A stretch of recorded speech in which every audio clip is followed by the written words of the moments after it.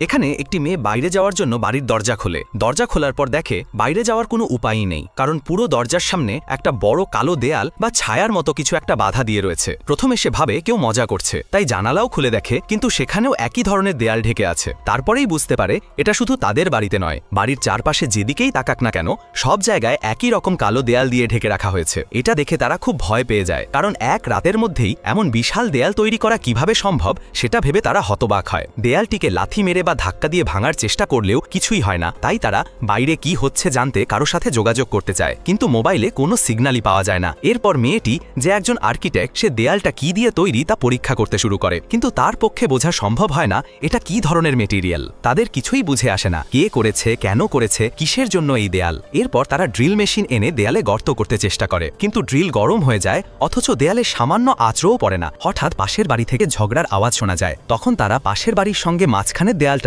Drill দিয়ে গর্ত করে দেখে তারাও একই রকম পরিস্থিতিতে আটকে আছে। তারাও হতভম্ব হয়ে ঝগড়া করছে। গল্পের ক্লাইম্যাক্সে জানা যায় শুধু এদের বাড়ি না, পুরো শহরের সব বাড়ি এমনভাবে ঘেরা আছে, কারণ জার্মান সরকার কোনো যুদ্ধের সময় জনগণকে বাঁচাতে ন্যানো ডিফেন্স নামে এক প্রযুক্তি ব্যবহার করে এমন দেয়াল তৈরি করার পরিকল্পনা করেছিল।